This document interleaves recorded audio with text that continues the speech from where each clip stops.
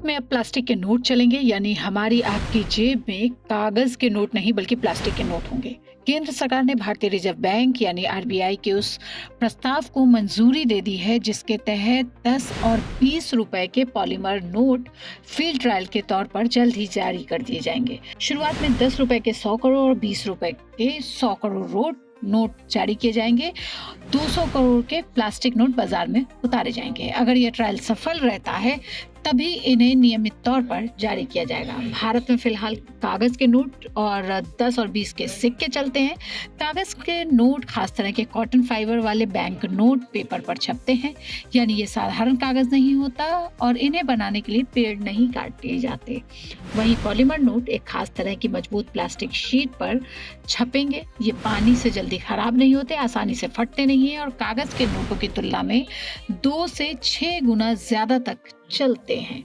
यही वजह है कि आरबीआई इन्हें आजमाना चाहता है। कुछ हफ्ते पहले आरबीआई की सहायक कंपनी भारतीय रिजर्व बैंक नोट मुद्रण प्राइवेट लिमिटेड यानी BRBNMPL ने उन कंपनियों से आवेदन मांगे हैं जो सिक्योरिटी फीचर्स वाले पॉलीमर सबस्ट्रेट की सप्लाई कर सके। यानी फिलहाल तैयारी सिर्फ ट्रायल की है। अगर सब कुछ सफल रहा तो आगे चलकर दूसरे मूल्य वर्ग के नोटों के लिए भी बड़े पैमाने पर पॉलीमर शीट खरीदी जा सकती है। करीब 14 साल पहले 2012 में भी आरबीआई और केंद्र सरकार ने प्लास्टिक नोट लाने की घोषणा की थी। उस समय 5 शहरों में 10 रुपए के 100 करोड़ नोट ट्रायल के तौर पर चलाने की योजना बनी थी, लेकिन वह कभी लागू नहीं हो सकी। अब वही योजना फिर से शुरू हो रही है। सरकार का कहना है कि प्लास्टिक नोट लाने का मकसद नोटों की उम्र बढ़ाना और करेंसी का मैनेजमेंट सस्ता बनाना है।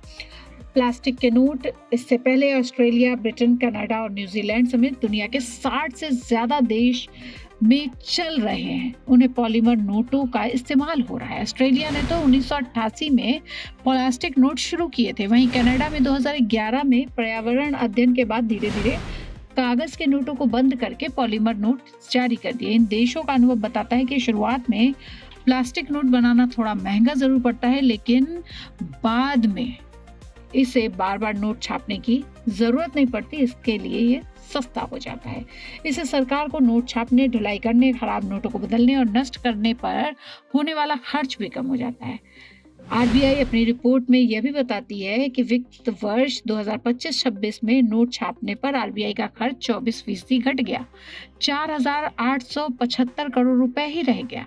हालांकि देश में नकदी की मांग अब भी लगातार बढ़ रही है। मार्च 2026 तक चलन में मौजूद मुद्रा का मूल्य 41.23 लाख करोड़ रुपए तक पहुंच चुका है। यानी भारत में डिजिटल पेमेंट तेजी से बढ़ने के बावजूद नकदी की जरूरत खत्म नहीं हुई है। सरकार ने साफ कहा है कि फिलहाल कागज के नोटों को पूरी तरह बंद करने की योजना तो नहीं है, लेकिन नए पॉलीमर नोट मौजूद नोटों के साथ ही चलेंगे और डिजिटल पेमेंट पर भी इसका कोई तत्काल असर नहीं पड़ेगा, क्योंकि सरकार का मानना है कि कैश और डिजिटल पेमेंट एक दूसरे के विकल्प नहीं बल्कि एक दूसरे के पूरक हैं।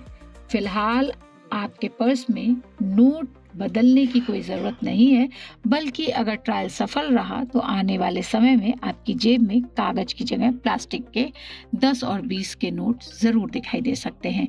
ये रिपोर्ट आपको कैसी लगी ये हमें जरूर बताएं कमेंट बॉक्स में। देखते रहिए आज तक डिजिटल। मैं हूँ पूजा मेहरोत्रा।